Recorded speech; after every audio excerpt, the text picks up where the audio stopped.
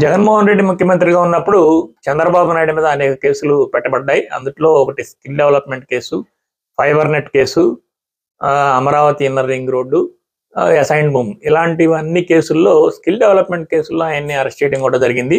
ఆ కేసులో ఢిల్లీలో గంటకి కొన్ని లక్షల రూపాయల ఫీజులు తీసుకునే ఒక అతిపెద్ద లాయర్ విజయవాడ వచ్చి వాదించినప్పటికి కూడా ఆయనకి ఏసీబీ కోర్టులో బెయిల్ దొరకలేదు. తర్వాత అది సుప్రీంకోర్టులో క్వాష్ పిటిషన్ కూడా వేయబడింది. అయితే ఫైనల్గా హైకోర్టులో ఆయనకి హెల్త్ గ్రౌండ్స్ సంబంధించి బెయిల్ వచ్చింది. ఇప్పుడు ఆ కేసులో వాదించిన ఢిల్లీ హైకోర్టు లాయరే విజయవాడ వచ్చి ఒక రహస్య సమావేశం ఏర్పాటు చేశారు. ఆ రహస్య సమావేశానికి ఆంధ్రప్రదేశ్ గవర్నమెంట్కి సంబంధించిన ఉన్నత పోలీస్ అధికారులు, ఏసీబీ అధికారులు హాజరయ్యారు. ఈ సమావేశానికి ఒక ప్రైవేటు లాయరు ఏర్పాటు చేసిన సమావేశానికి గవర్నమెంట్కి సంబంధించిన పోలీసు ఉన్నతాధికారులు, ఏసీబీ అధికారులు ఎలా హాజరవుతారని చెప్పి వైసీపీ క్వశ్చన్ చేస్తుంది. అయితే ఈ సమావేశం యొక్క ముఖ్యమైన ఉద్దేశం ఏంటంటే చంద్రబాబు నాయుడు మీద ఉన్న పెండింగ్ కేసులు మొత్తాన్ని కూడా క్లియర్ చేయడానికి కావాల్సిన ప్రొసీజర్ని ఆయన వీళ్ళందరికీ చెప్పాడు అని చెప్పేసి వైసీపీ ఆరోపిస్తుంది.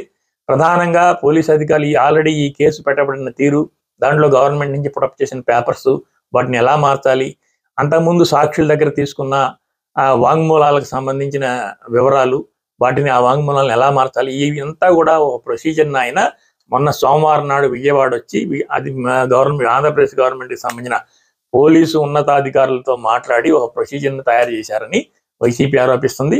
ఆయన తిరిగి మంగళవారం కూడా పోలీసు అధికారులతో సమావేశమైనట్టుగా సమాచారం.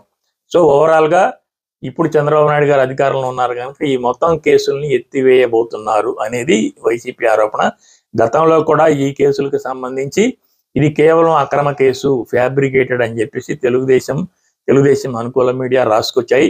అందుట్లో ఈ కేసుకు, స్కిల్ డెవలప్మెంట్ కేసుకు సంబంధించి ఒక ఇద్దరు ఆస్తులను కూడా ఈడీ జప్తు చేసింది. అయితే ఆ ఇద్దరు చంద్రబాబు నాయుడు లేడు కనుక ఇద్దరిలో చంద్రబాబు నాయుడికి ఎలాంటి సంబంధం లేదు అని చెప్పి తెలుగు మీడియా రాసుకొచ్చింది. అసలు ఈడీ క్లీన్ చిట్ ఇచ్చినట్టుగా కూడా తెలుగు మీడియా రాసుకొచ్చింది. కానీ కేసు లోపల చాలా విషయం ఉంది. ఆ మొత్తాన్ని క్లియర్ చేయడానికి ఇప్పుడు చేతిలో అధికారం ఉంది కనుక వాళ్ళు ప్రయత్నిస్తున్నారు అని చెప్పి వైసీపీ ఆరోపిస్తుంది.